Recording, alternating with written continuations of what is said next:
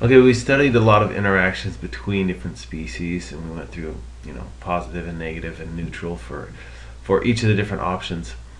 But now we're going to talk about how those species interactions then affect the community structure itself. Okay, so we'll talk about community webs, including food webs, and what makes them complex and what gives them structure. Talk about indirect interactions, keystone species and how they affect diversity, and some mutualistic keystones. So we'll start with community webs, and the most popular one really is the food webs. So Weinmiller described feeding relations among tropical freshwater fish, and what he found was if you included all the species, so this is this one on the left, it got very, very, very complicated. But if you only included the common species and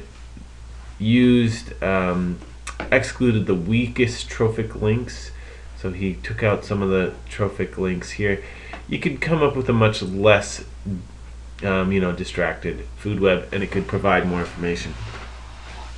Generally, we see food webs here. There's a lot more species in this community, but we're just going to focus on the ones that are largest and most important and have the strongest interactions. So that's generally how you see them. But in all of them, you have a sink, a top predator that really is very diverse in the things that it eats, and it acts as a sink for many of the other species. So Payne then suggested that feeding activities of just a few species, those top predators, is going to have a very dominant influence. So these are dominant species in a community. And the criterion for that was a strong interaction is the degree of influence on the community structure. Okay. So Sharkey studied some food webs associated with the wetland reeds, and this isn't a wetland reed one. This is of that bird here, which is called the blue tit. But anyway, he looked at this wetland reed structure in the food web up and down, but at the base was the wetland reeds. And these are attacked by a fly, which are attacked by 14 different species of parasitoid wasps. Okay, and so here you have a specialization by a predator. And again, he distinguished weak and strong interactions and found that some interactions were very, very strong. And these could help determine what a keystone species is, which we'll define later. But a keystone species is one that has very small biomass but has a large influence on community structure.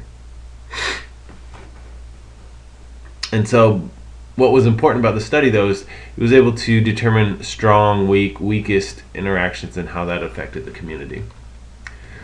All right, so indirect interactions are ones that usually have a third, you have two species that are somehow connected through a third species. So an example, we have our Trophic Cascades, Indirect Commensalism, and Apparent Competition. So we'll talk just briefly about Trophic Cascades, which is basically where the influence of disrupting one part of a trophic cascade or a trophic food web can have effects up and down the rest of the food web. An example of this is killer whales. Killer whales don't normally feed on otters. They normally eat seals and sea lions and stuff. But recently they've started to eat more of these sea otters. It's made a more significant part of their diet. Now, the problem with that is that the reason why that is maybe a couple different reasons, but seals and sea lions are reducing in number partly because of perhaps overfishing by humans, and so they aren't as abundant, and so the killer whales have to find another food source, and so they start eating these sea otters. Well, the sea otters eat a lot of echinoderms, such as sea stars, and the other echinoderms. I cannot think of the name right now, but anyway, these sea urchins are there. Yeah, sea urchins And sea urchins are grazers. They eat kelp. So if you eat too many of the sea otters, the killer whales, it will cause an increase in the biomass and production of urchins, and that will then increase the amount of kelp predation or herbivory by the sea urchins, and so kelp will be significantly reduced, and that's going to significantly reduce many other species that use the kelp for food and for shelter and such. So just by affecting one part and you have a trophic switch, you can have a cascade of effects. Alright, indirect commensalism is where one species indirectly benefits another while through a third species, while the other one is neither help nor harm, so it has a neutral relationship. Example was discovered by Martinson, Drebe, and Whittam. Beavers will cut down cottonwood trees, chew them down, and in place of their trunks, you will get seedlings to pop up. Beetles like these seedlings because they're high in nutrients and easier to eat, and they grow larger and faster and just reproduce better. So a beaver then positively benefits this beetle through a third species, the cottonwood species, while not negatively affecting itself. Alright, apparent competition is the third one. This is where negative effects between two competitors who share a predator or herbivore. So one species may facilitate the presence or increase the abundance of the predator, which suppresses the second species. Orrock, Whittier, and Reichman, 2008, they looked at this exotic plant, Brassica nigra. So it isn't originally there, and it shelters small mammals, and then by sheltering these small mammals, they will spend more time there. And so these bunch grasses, which are native to them, they found that they will increase in density as they get further and further away from these sheltering plants. Whereas if you don't have the mammalian species, the bunchgrass species will have uniform density. Okay, so this apparent competition, it's not actual competition between these two plants, but because this one plant is housing the mammals, that mammal then decreases the abundance of the other one. So it's not, they aren't directly competing, they're apparently competing. Alright, a keystone species, again, is one that has less biomass and great influence. If keystone species reduce the likelihood of competition or competitive exclusion, their activities would increase the number of species that could coexist in communities. Okay, so if it's a predator, of this keystone species is a predator, it might keep other populations in check so that competition doesn't over-exclude other species. Alright, so looking at food web structure, Payne found that as the number of species of intertidal food webs increased,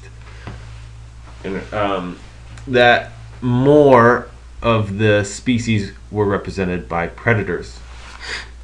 So a higher proportion of predators produces a higher predation pressure on prey populations, in turn promoting higher diversity by removing those that would normally exclude others by competition. And he found this with the removal of starfish. Starfish are a top predator. They eat out lots of mussels, and they keep then populations in check from competing each other. So when you remove these species, you have a significant reduction in species. So this is a keystone species. Alright, so some consumer effects on local diversity. Well, Lubchenco proposed to resolve the effect of herbivores on plant diversity. You have to know three things. One, what's the food presence of the herbivore? Second, what's the competitive relationship between plant species? And third, what's the variance in feeding preferences and competitive relationships across environments? So kind of both.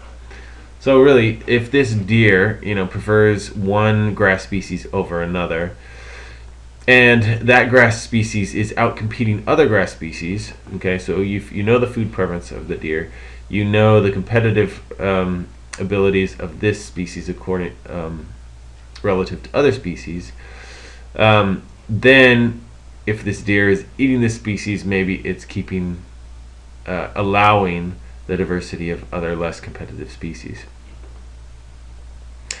And you may then look among different environments to see if that same relationship exists.